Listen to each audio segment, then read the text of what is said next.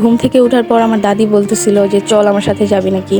আজকে আনফর্চুনেটলি আমাদের দুপুরটা কাটছে পুরো পিকনিকের মতো। আমি আর দাদি মিলে কোথায় গেলাম, কাদের জন্য রান্না করে নিয়ে গিয়েছি, আর কে কে আসছিল আজকে এই পিকনিকে, সব কিছু নিয়ে থাকছি আজকের ব্লগে। হ্যালো এভরিওয়ান, আসসালামু আলাইকুম।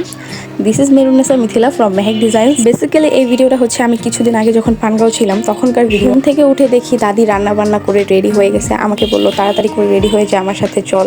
পরে আমিও রেডি হয়ে চলে আসছি। আর আয়শা দেখি আমার ফুপু এখানে দাঁড়ায় পাহারা দিতেছিল, তার কামলা পোলারা এখানে কাজ ফাঁকি দিতেছে কিনা দেখার জন্য। আমি মেইনলি এই জায়গাতে অনেক বছর পর আসছি। আয়শা দেখি না, আসলেই আমার গুণবতী ভাইয়েরা অনেক কষ্ট করে, অনেক স্ট্রাগল করে গাছগুলা ফাইনালি কাটতেছে।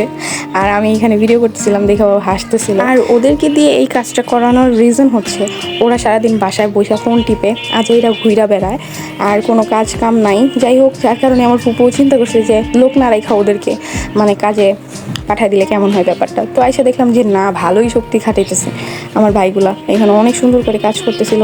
আর এক একটার তো হাত পা কাইটা ছিলামিলা অবস্থা অনেক খারাপ হয়ে গেছে। আর আমি এখানে দেখতেছিলাম বড়ই গাছের বড়িগুলা কত বড় হয়েছে, প্লাস অনেক রোদ উঠছে, কারণ আমরা ঠিক দুপুরবেলায় গিয়েছিলাম 1:30টার সময়। আর এই যে মাশাআল্লাহ বড়িগুলা বড় হয়ে যাচ্ছে, আর কদিন পরে পুরা খাওয়ার যোগ্য হয়ে যাবে। আর ওই যে আমার দাদি পয়সা রয়েছে, ওদের জন্য ওয়েট করছে ওরা কখন আসবে ফ্রেশ ট্রেশ হয়ে। আর এইদিকে আমি একটু ভিডিও করতেছিলাম। আর এই যে দেখেন কি পরিমাণের মানে লতা জড়ায় আছে বড়ই গাছের মধ্যে, ওদের এত কষ্ট হইতেছিল, ওরা 3জন মিলে রশি দিয়ে টানাটানি করেও পারতেছিল না। আর এইদিকে গরু এসে পড়ছে ওদের কাজ দেখতে দেখতে। যাই হোক, আমি ওদের সাথে একটু শয়তানি করতেছিলাম। ফাইনালি ওরা 2টা গাছ অলরেডি সরাই ফেলছে এখান থেকে। দেন ওরা ফ্রেশ হয়েছে। তারপর আমার দাদি সব খাবার এখানে বাইরে রেডি করতেছিল। মেনুতে ছিল মুরগির মাংস, আলু ভর্তা, যেটা আমার দাদি এখানে বসেই বানাইতেছিল।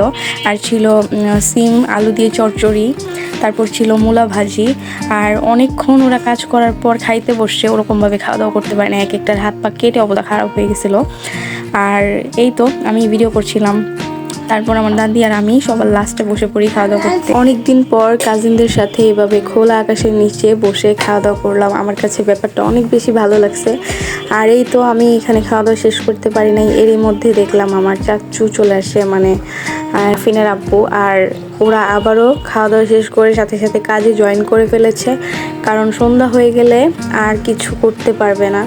দ্যাটস ওয়াই ওদেরকে তাড়াহুড়ো করে এই কাজটা শেষ করতে হচ্ছে। দেন দেখলাম পাড়াপাড়ি করার পর ওরা ফাইনালি কাজটা শেষ করতে যাচ্ছে। তারপরেই তো দেখলাম এই লতাটা জাস্ট ওরা ছুটাচ্ছে। আর এইদিকে আমার ফুপু শয়তানি করতেছিল সজলকে নিয়ে। ওরা কিন্তু বেসিক্যালি আমার থেকে এই যে অনেক বেশি ছোট, ওদেরকে আমি অনেক ছোট দেখেছি, দেখতে দেখতে ওরা অনেক বড় হয়ে গেছে। আর এইদিকে সজল আমাকে বলতেছিল দেখো আপু আমার হাতের অবস্থা কি হয়েছে।